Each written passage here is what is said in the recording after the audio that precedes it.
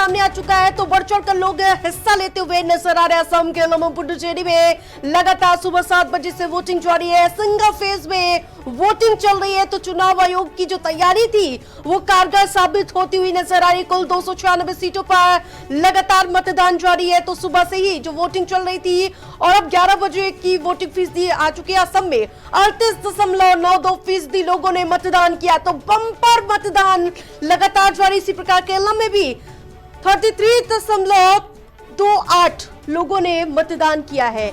वहीं पुडुचेरी में भी लोग बढ़ चढ़कर मतदान करते हुए नजर आ रहे हैं। तो 11 बजे का ये वोटिंग फीसदी हम अपने दर्शकों को बता रहे हैं। तो लोगों में खासा उत्साह देखने को मिल रहा। सुबह से ही जो लंबी लंबी कतारें देखने को मिल रही थी, 296 कुल सीटों पर मतदान हो रहा था। लेकिन चुनाव आयोग की तारीफ करनी होगी, सुबह से ही जिस प्रकार से व्यवस्थाएं की गई थी। जो असम की बात करो 38.92%, जबकि केरल में 33.28% वोटिंग हुई। और इसी प्रकार अगर पुडुचेरी की मैं बात करूं तो 37.06% मतदान हो चुका है। तो बम्पर वोटिंग हो रही है।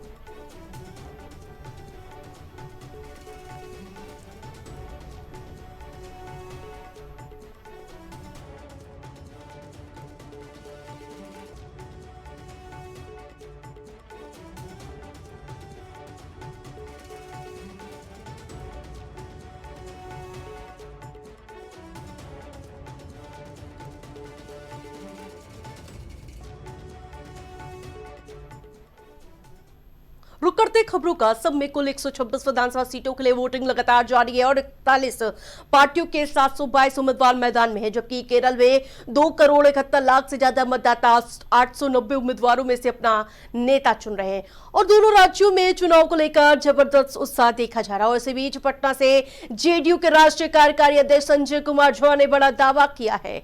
उन्होंने कहा कि असम में उनकी पार्टी क्लीन स्वीप करेगी। जी हां, लगातार दावों का दौर देखने को मिल रहा है। और साथ ही उन्होंने बिहार में एसआईआर के खिलाफ निकाली गई रैलियों पर भी सवाल उठा दिए। उन्होंने कहा इनका जनता पर कोई असर नहीं पड़ा है। और क्या किसी ने ऐसा एक भी व्यक्ति देखा जिसे वोट देने से रोका गया? वहीं उन्होंने महिला आरक्षण को लेकर इसे ऐतिहासिक क्षण बताते हुए कहा, संसद में महिलाओं को 1/3 आरक्षण मिलना देश की राजनीति में बड़ा बदलाव होगा। नीतीश कुमार शुरू से ही इसके मजबूत समर्थक रहे हैं। नहीं, जो हम लोग तो यहाँ से जो समझ रहे हैं, जो फीडबैक है, जो कुछ लोग गए हुए हैं वो जो बताते हैं, तो उस हिसाब से तो आसाम में तो बिल्कुल स्वीप दिख रहा है एनडीए के पक्ष में। और उसी तरह पुडुचेरी का और केरला में तो एलडीएफ यूडीएफ का रहता है, तब तो लार्जली उन्हीं लोगों के बीच में रहता है, तो वहाँ का मुझे बहुत फीडबैक। लेकिन आसाम में बिल्कुल एनडीए के पक्ष में स्वीप दिख रहा है। पुडुचेरी में भी एनडीए की गवर्नमेंट बनेगी। अरे भाई, वही एसआईआर पे बात कर रही है ना। मैं देख रहा था आज अखबार में एसआईआर पे ही मिलने गए थे लोग। अब मैं तो कितनी बार बोल चुका हूँ कि इतना बड़ा एक्सरसाइज बिहार में हुआ एसआईआर पर, और एसआईआर पर जो एक्सरसाइज हुआ उसी एसआईआर के बेसिस पर बिहार में इलेक्शन हुआ। और बिहार में इलेक्शन हुआ, आप सब गवाह है कि कितना हल्ला किया गया, यात्रा निकाला गया उसके खिलाफ। जनता में कोई असर हुआ इसका? चुनाव रिजल्ट सामने में है। एक आदमी मिला जो बोला हो कि हमको वोट देने से रोका गया या नाम नहीं था मेरा बूथ पर? ये तो जितने संवैधानिक इंस्टीट्यूशंस हैं उसको ये लोग डैमेज करने में लगे हुए हैं। जनता में पकड़ बची नहीं। जनता ने वोट देगा, जीतिएगा भाई। तो ये परिस्थिति है। तो हमको नहीं लगता है कि इनका लगता है दीदी को काफ़ी दिक्कत है इस बार, इसीलिए देख रहे हैं कि जनता के बीच में नहीं, इलेक्शन कमीशन को ही रडार में ली हुई है। असम चुनाव पर केंद्रीय मंत्री और भाजपा नेता सर्बानंद सोनोवाल ने भी बयान दिया है और कहा, हम लगभग 100 सीटें जीतेंगे क्योंकि जनता ने हमारी रैली में बड़ी संख्या में हिस्सा लिया। उन्होंने कहा, अपने 10 साल में बहुत अच्छा काम किया, जबकि कांग्रेस जो काम 55 साल में नहीं कर पाई, वही काम पीएम मोदी ने 10 साल में करके दिखा दिया।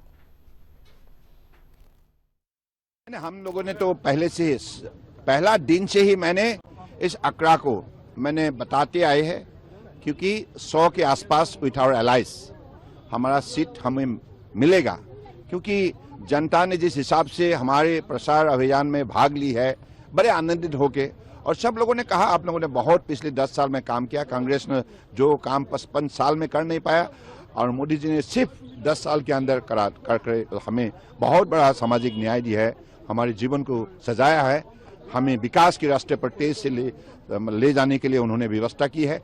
तो इसलिए वो आभारी है, उनका बहुत भरोसा है, विश्वास है मोदी जी के ऊपर। उस बीच बड़ी खबर का रुख करेंगे। स्पीकर ओम बिरला पहुंचे हैं गोवा दौरे पर, तो स्पीकर ओम बिरला का आज है गोवा दौरा। तो ये बड़ी खबर, बड़ी जानकारी। गोवा के राज्यपाल मिले लोकसभा अध्यक्ष से, राज्यपाल से मुलाकात की तस्वीरें सामने आई है। CPA India region zone VII सम्मेलन में शिरकत करेंगे। सम्मेलन के लिए ओम बिरला ने शुभकामनाएं दी हैं। स्पीकर ओम बिरला गोवा दौरे पर हैं, जहां तमाम कार्यक्रम हैं जिसमें शिरकत करेंगे। गोवा के राज्यपाल मिले लोकसभा अध्यक्ष से। सीपीए इंडिया रीजन जोन 7 सम्मेलन में शिरकत करेंगे। सम्मेलन के लिए ओम बिरला ने शुभकामनाएं भी दी हैं। तो तमाम कार्यक्रम हैं ओम बिरला के, जिसमें शिरकत करने के लिए गोवा पहुंचे हैं और राज्यपाल से मुलाकात की तस्वीरें सामने आई हैं। तो गोवा के राज्यपाल से भी मुलाकात करने पहुंचे थे। और एक और बड़ी खबर का रुख करने जा रहे हैं। वाराणसी से बड़ी खबर सामने आ रही है। वाराणसी के गंगा ब्रिज पर युवक का हाई वोल्टेज ड्रामा सामने आया है।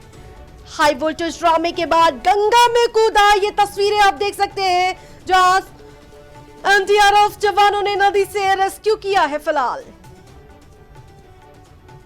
आदमपुर के मालवी ब्रिज का ये पूरा मामला सामने आया है, जहां युवक का हाई वोल्टेज ड्रामा सामने आया, जो कि सोशल मीडिया पर वायरल है इस समय। हाई वोल्टेज ड्रामे के बाद गंगा में कूदा और जिसके बाद NDRF ने रेस्क्यू कर लिया है।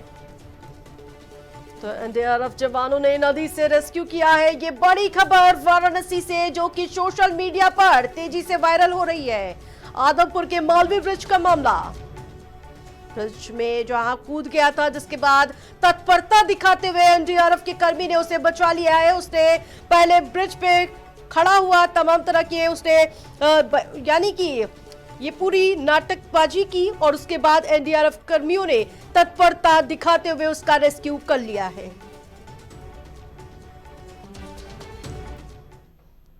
फिर से रुक करेंगे खबरों का, जहां 2028 में जलवायु परिवर्तन सम्मेलन कॉन्फ्रेंस ऑफ द पार्टीज के मेजबानी को लेकर बड़ी जानकारी सामने आई है। भारत ने साल 2028 में होने वाले संयुक्त राष्ट्र के वार्षिक जलवायु परिवर्तन सम्मेलन COP33 की मेजबानी करने के अपने प्रस्ताव को वापस ले लिया है। भारत सरकार का यह फैसला वैश्विक जलवायु कूटनीति के लिहाज से काफी अहम माना जा रहा है, क्योंकि भारत ने इस आयोजन के लिए अपनी दावेदारी खुद पेश की थी। दरअसल 2023 में दुबई में आयोजित COP28 के दौरान PM मोदी ने खुद अंतर्राष्ट्रीय मंच से प्रस्ताव रखा था कि भारत 2028 में COP33 की यानी कि मेजबानी करेगा। प्रधानमंत्री ने तब जलवायु परिवर्तन के खिलाफ वैश्विक लड़ाई में भारत की बढ़ती भूमिका नेतृत्व को रेखांकित करते हुए ये पेशकश की थी। जानकारी तो ये मिल रही है कि भारत ने संबंधित अंतर्राष्ट्रीय निकायों के आधिकारिक तौर पर जानकारी दे दी है कि वो COP33 की मेजबानी के अपने प्रस्ताव को वापस ले रहा है। हालांकि इस फैसले के पीछे के कारणों का भी कोई खुलासा नहीं हो पाया है। बिहार में नीतीश कुमार के मुख्यमंत्री पद छोड़ने की तारीख फाइनल हो गई है। राज्यसभा सांसद पद की शपथ लेने के लिए नीतीश कुमार आज दिल्ली आ रहे हैं और वो कल यानी 10 अप्रैल को सांसद सदस्य पद की शपथ ले लेंगे। जानकारी तो ये मिल रही है कि दिल्ली से पटना लौटते ही नीतीश कुमार मुख्यमंत्री पद से इस्तीफा दे देंगे।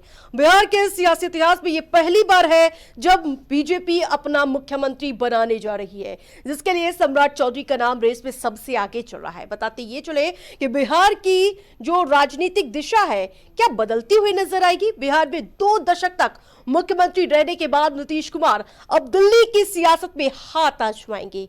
वो 10 अप्रैल को राज्यसभा सदस्यता की शपथ लेंगे और इसके अलावा जानकारी ये मिल रही है कि नीतीश कुमार 14 अप्रैल को मुख्यमंत्री पद से इस्तीफा दे देंगे। पटना में 14 अप्रैल को ही एनडीए विधायक दल की बैठक भी बुलाई गई है। माना तो ये जा रहा है कि इस बैठक में ही नीतीश सीएम पद छोड़ने का आधिकारिक ऐलान कर देंगे।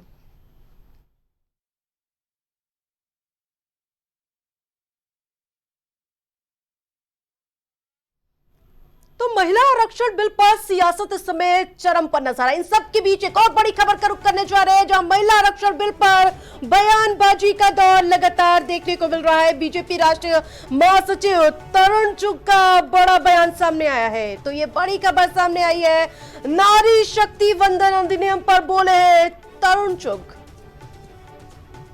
पीएम मोदी ने लोकतांत्रिक व्यवस्था को नई दिशा दी है, तो ये बड़ा बयान दिया गया है। महिला आरक्षण पर सियासत हावी होती हुई नजर आई। ये केवल कानून नहीं बल्कि महिलाओं का सम्मान है, सामाजिक सहभागिता का ऐतिहासिक महासंकल्प है। तो जिस प्रकार से इस पूरे मामले में तरुण चुग की प्रतिक्रिया सामने आई है।